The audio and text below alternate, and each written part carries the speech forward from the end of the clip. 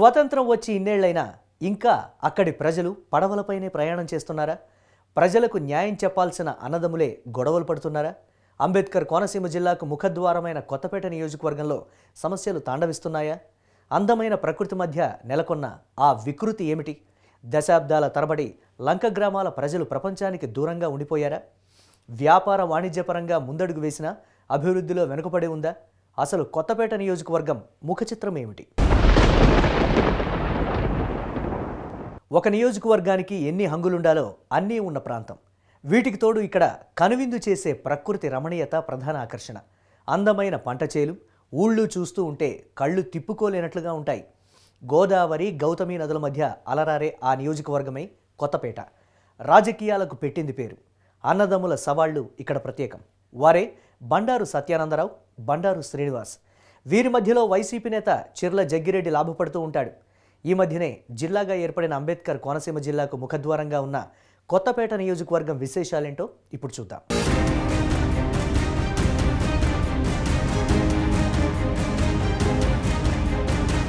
చుట్టూ మూడు వైపులా గోదావరి, నట్ట నడుమ కొత్తపేట నియోజకవర్గం.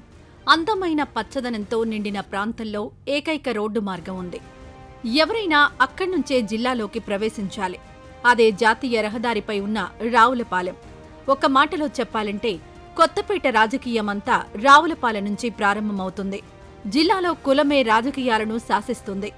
జిల్లా అంతటా రెండు కులాల మధ్య ఆధిపత్య పోరు నడుస్తుంటే కొత్తపేటలో మాత్రం రెడ్డి వర్సెస్ కాపులుగా రాజకీయం బుసలు కొడుతుంది.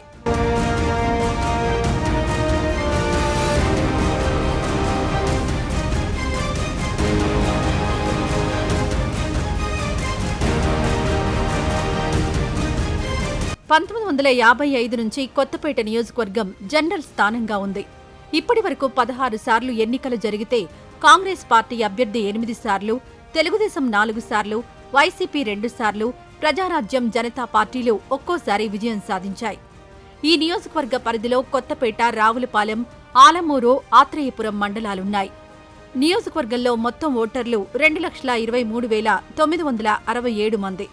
వీరిలో మహిళా ఓటర్లు 1,12,804 మంది ఉంటే పురుష ఓటర్లు 1,11,163 మంది ఉన్నారు.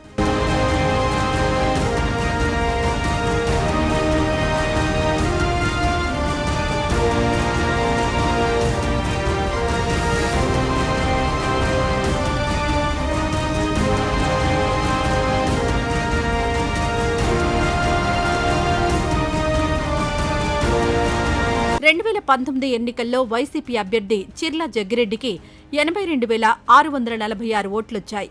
టీడీపీ అభ్యర్థి బండారు సత్యానందరావుకి 78,607 ఓట్లొచ్చాయి. జనసేన అభ్యర్థి బండారు శ్రీనివాస్కి 35,833 ఓట్లొచ్చాయి. టీడీపీ, జనసేన ఇద్దరు అభ్యర్థులకు కలిపి 1,14,440 ఓట్లొచ్చాయి. ఒకవేళ అన్నదమ్ములు కలిసి ఉంటే తెలుగుదేశం 30,000 మెజారిటీతో గెలిచేది. 2024 ఎన్నికల్లో తెలుగుదేశం, జనసేన పొత్తు నేపథ్యంలో కొత్తపేట సీటు తెలుగుదేశానికే దక్కింది. దీంతో అన్న బండారు సత్యానందరావు అభ్యర్థిగా పోటీలోకొచ్చారు. మరిప్పుడు జనసేనలో ఉన్న తమ్ముడు శ్రీనివాస్ అండగా నిలబడతారా, ఇండిపెండెంట్గా వెళ్తారా అనే దానిపై స్పష్టత లేదు.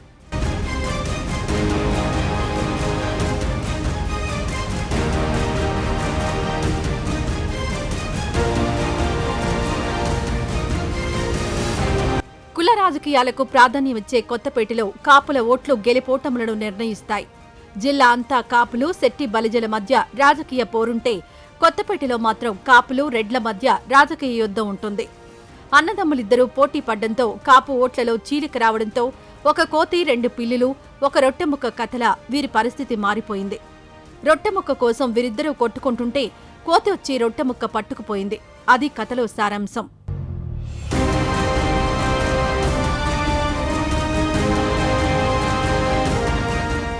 ఆధ్యాత్మికతే కాదు, వ్యవసాయ, వాణిజ్యపరంగా కూడా కొత్తపేట నియోజకవర్గానికి ప్రత్యేక స్థానం ఉంది.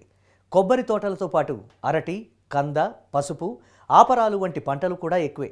ఇక్కడి రైతులు పండించే అరటిపళ్ళు దేశ విదేశాలకు ఎగుమతవుతాయి.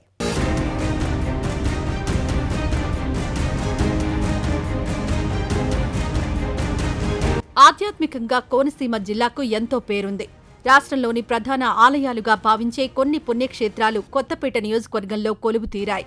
ఇందులో ప్రధానమైనది కోనసీమ తిరుమలగా బాసిల్లే వాడపల్లి శ్రీ వెంకటేశ్వర స్వామి ఆలయం. ఏటేటా జరిగే బ్రహ్మోత్సవాలు, ప్రతి శనివారం జరిగే కళ్యాణ ఉత్సవాలు, పెళ్లిళ్ల సీజన్లో జరిగే వివాహాలతో వాడపల్లి గ్రామం నిత్య కళ్యాణం పచ్చతోరణంగా విరాజిల్లుతుంది. మరో ప్రధాన ఆలయం ర్యాలీ శ్రీ జగన్మోహిని కేశవస్వామి ఆలయం. బదిలీల స్వామి అని కూడా పిలుస్తారు. ట్రాన్స్ఫర్ కావాలంటే ఇక్కడికొచ్చి శ్రీ జగన్మోహిని కేశవ స్వామిని దర్శనం చేసుకుంటే చాలు, బదిలీ అయిపోతుంది. పురాణ ప్రాశస్త్యం కలిగిన పలివెల శ్రీ ఉమా కుప్పేశ్వర స్వామివారి ఆలయం కూడా ఉంది.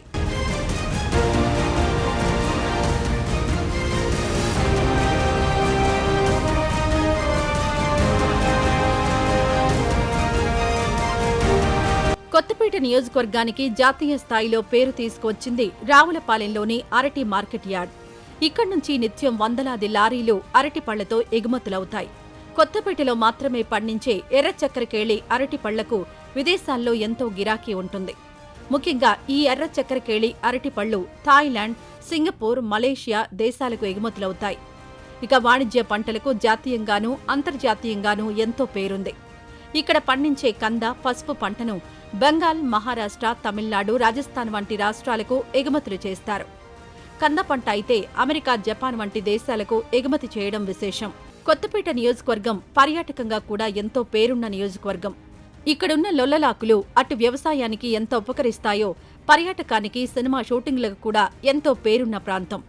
ఎన్టీఆర్, ఏఎన్ఆర్, కృష్ణ, శోభన్ బాబు వంటి దిగ్గజ నటులతో పాటు నేటి తరానికి చెందిన యువ హీరోలు మహేష్ బాబు, ప్రభాస్, జూనియర్ ఎన్టీఆర్, అల్లరి నరేష్ ఇలా ఎంతో మంది నటించిన అనేకానేక సినిమాలు ఈ లొల్లలాకుల దగ్గరే షూటింగ్ చేసుకున్నాయి.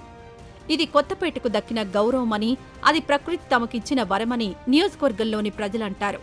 అటు ఆధ్యాత్మికంగానూ ఇటు ప్రకృతి పరంగానూ ఎంతో పేరున్న కొత్తపేట నియోజకవర్గం రాజకీయంగా కూడా చాలా విశేషం ఉంది. జిల్లాలో 7 నియోజకవర్గాల్లో కొత్తపేట జనరల్ స్థానం. దీంతో ఇక్కడి రాజకీయాలు మొత్తం జిల్లాను ప్రభావితం చేస్తాయి. గొప్ప నాయకులు ఎందరో ఈ నియోజకవర్గానికి ప్రాతినిధ్యం వహించినా సమస్యలు మాత్రం అలాగే ఉండిపోయాయి.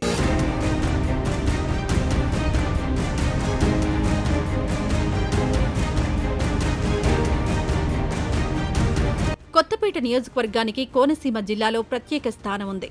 ముఖ్యంగా రాజకీయంగా ఇక్కడి ప్రభావం యావత్ జిల్లాపైన ఉంటుంది. కొత్తపేట నియోజకవర్గం నుంచి ఉద్దండులైన రాజకీయ నాయకులు చట్టసభలకు వెళ్లారు.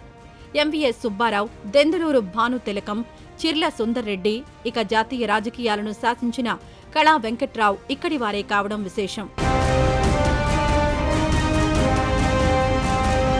అటు ఆధ్యాత్మికంగా, వ్యవసాయ, వాణిజ్యపరంగా, రాజకీయంగా ఎంతో పేరున్న కొత్తపేట నియోజకవర్గంలో సమస్యలు కూడా అలాగే ఉన్నాయి. రావులపాలెంలో ఫ్లైఓవర్ నిర్మాణం, ట్రాఫిక్ సమస్యలు ప్రజలను ఇబ్బందులకు గురిచేస్తున్నాయి. బ్రిటిష్ కాలంలో నిర్మించిన లొల్లలాకులు ఆధునికీకరణకు నోచుకోక రైతులు ఇబ్బందులు పడుతున్నారు. వ్యవసాయాధారిత పరిశ్రమలు లేకపోవడం పెద్ద లోటు. ఇక నియోజకవర్గంలో రోడ్లు అధ్వానంగా ఉన్నాయనేది స్థానికుల మాట. మారుమూల ప్రాంతాల్లో అయితే పరిస్థితి అత్యంత దయనీయంగా ఉందని జనం వాపోతున్నారు. తమ కష్టాలను తీర్చే వారి కోసం కొత్తపేట ఓటర్లు చాలా కాలంగా ఎదురుచూస్తున్నారు. వారి కోరికలు తీరుతాయా, అలాగే మిగులుతాయా? ఎన్నికల అనంతర మార్పుల కోసం ఎదురుచూడాలి. అన్నీ ఉన్నాయంటే భగవంతుడు ఏదో ఒక లోపం పెడతాడంట. అలాగే నియోజకవర్గంలో అన్నీ ఉన్నా నియోజకవర్గాన్ని అభివృద్ధి చేయాల్సిన రాజకీయ నాయకులు రోడ్డును పడుతున్నారు. సొంత అన్నదమ్ములే పోటీ పడటం, ప్రజాసేవ చేద్దామని అనుకునే వారికి తగదని అంటున్నారు. ఇక దశాబ్దాల తరబడి లంక గ్రామాల ప్రజలకే కాదు, కొత్తపేట నియోజకవర్గ ప్రజలకు పడవ ప్రయాణం తప్పనిసరైంది. స్వాతంత్రం వచ్చి ఇన్నేళ్లైనా ఇంకా పడవల మీద వెళుతున్నామంటే దీనికి కారణం ఎవరు అనేది ప్రతి ఒక్కరూ ఆలోచించాల్సిన సమయం ఆసన్నమైందని చెప్పాలి. ఇది వాటి రణక్షేత్రం విశేషాలు.